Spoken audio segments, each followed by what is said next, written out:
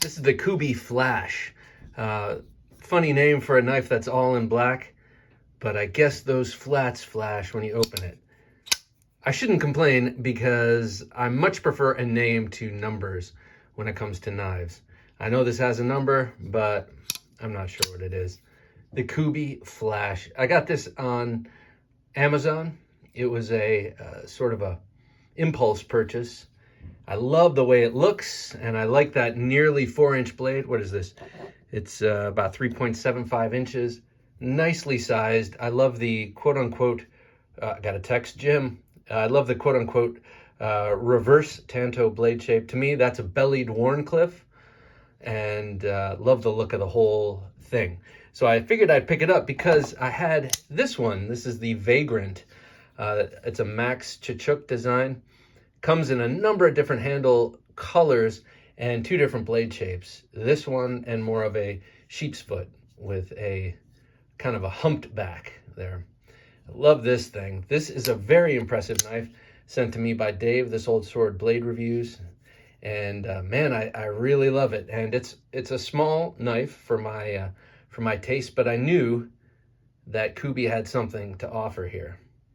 So I wanted to check this out, and for 40 bucks, this is a lot of knife. Only a couple of little gripes with it, but they're gripes that I might see on knives of any price range. So I'll get to those in a second, and or it in a second. I can only think of one actually right off the bat, but let's get to this blade here. D2 blade steel. Always works fine for me, and this Kubey has good blade, good D2. I used this a lot over a road trip we just had, and I wanted to take a book out of Dirk Warning's, take a page out of Dirk Warning's book when he travels, and he documents it on Instagram. He brings his Kubey knife, and I thought, that's good. It's like, it's a really high quality knife, good design, great feel, great user, and just enough class in your pocket to feel like you're not just walking around with some generic knife, but it's not going to break the bank if you lose it whilst traveling. So I brought this with me, and as a matter of fact, I'm going to do a whole podcast on the knives I brought, because usually I bring a bunch of my favorite knives. This time I brought some lesser valued knives to see how they perform, and then I figure in case I lose them, it won't be too much of a big deal to replace them. Would I replace this knife if I lost it? Yes, I would. For 40 bucks, I most certainly would. D2 blade, as I mentioned, it's a very high height flat grind, thin blade stock, so it's got really great cutting geometry. It's thin behind the edge, and gives you a slicey sort of cutting. It's got a great point that runs center line of the knife. If you look at the lanyard hole, the pivot, and the tip, they're all on one line, and you can really have that tip where you want it, kind of like a dagger. If you were, say, to use this in some sort of thrusting motion, the tip would be where you want it in any case, because it's straight down the center. And then you've got this nice swedge here, which adds to the puncturability, to the puncturing capability of this blade, because it thins out right at the tip, and it's sort of diamond-like, like a dagger in cross-section, but it thickens out, quickly enough or abruptly enough to still remain stout. So the tip is both will easily puncture, but it also has a good bit of meat behind that tip. I do like the difference between the colors here. This comes in a number of different color ways, but this is my favorite, so that's why I got it. I do like this black on the bevels and just sort of a satin there on the flat. I think it looks very nice. Has really nice jimping here. It's that small jimping that bites just enough, but is in no way too much for the thumb. It's not too aggressive. It's not too abrasive. This is a nice big sharpening choil. It looks like you could sharpen this for quite a while, and still be okay. Very large sharpening choil allows for that, but you might be tempted to put your finger in there, and maybe in a pinch you could, but you're not going to want to press down too hard because that edge is right there, and it's quite a sharp knife.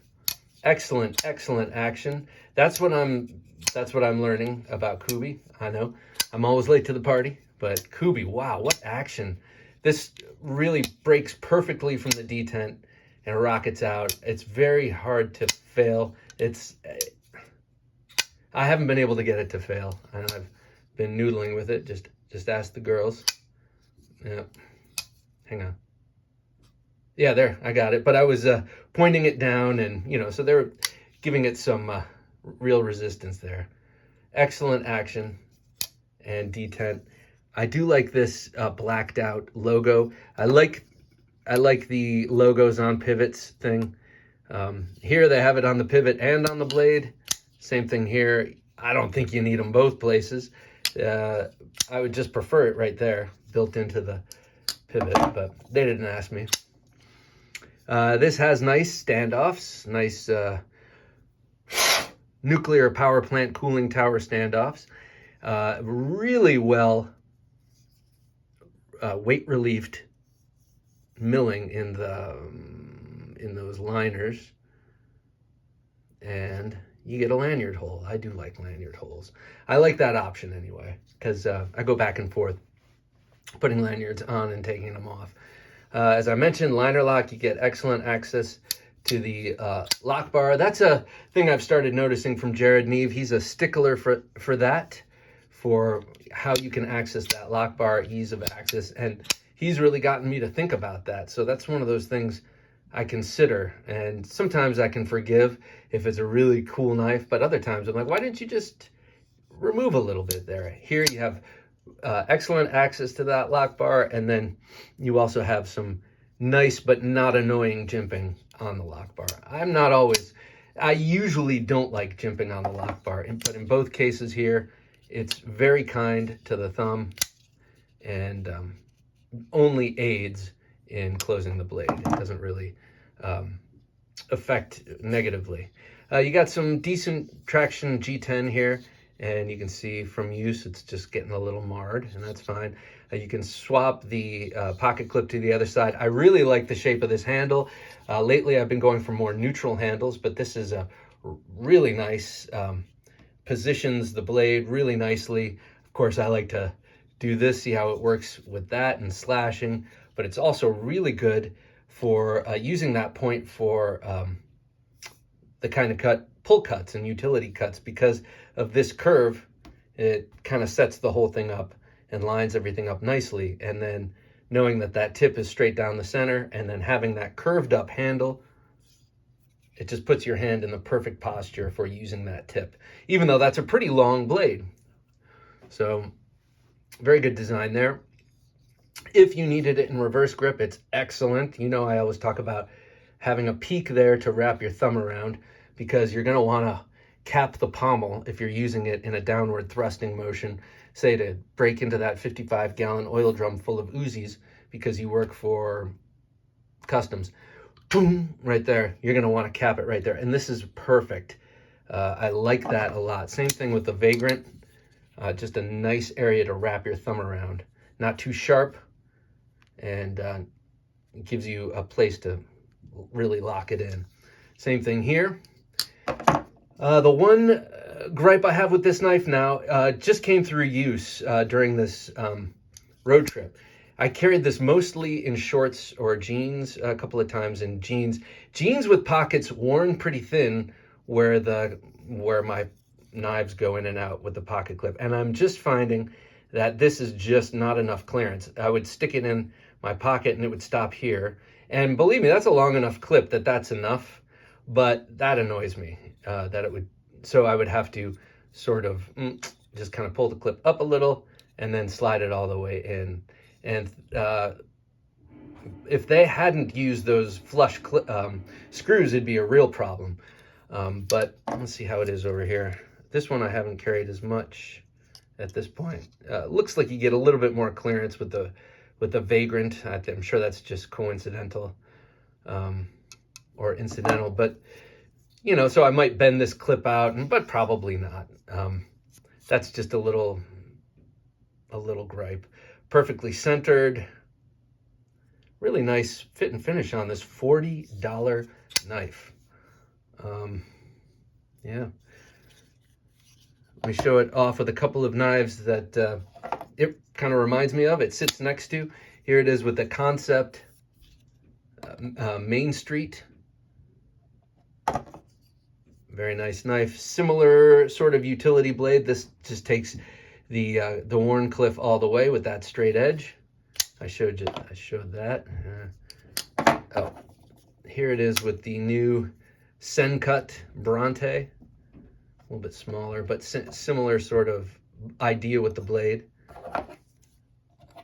And here it is with the super cool Civivi Keen Natter. And that's a hollow there, and that's a flat there. Great knife, man. But similar, reminds me of that knife. These four all sit together in my knife case, and so I thought I'd show them. Cool knife. So this Kubey Flash, I highly recommend. If you have 40 bucks rattling around in your pocket and you like this design, because it works very well. It's very sharp. I haven't had to sharpen it yet, though. This has cut pancakes and paper and a little bit of string and a couple of toy packages where we were on vacation. So it's not like I put this through the ringer, but I have no doubt that it would have no problem. Yeah, I thought I felt it wiggle, but nope. All right, well, there you have it. This is the Kubey Flash. Check it out if you like it.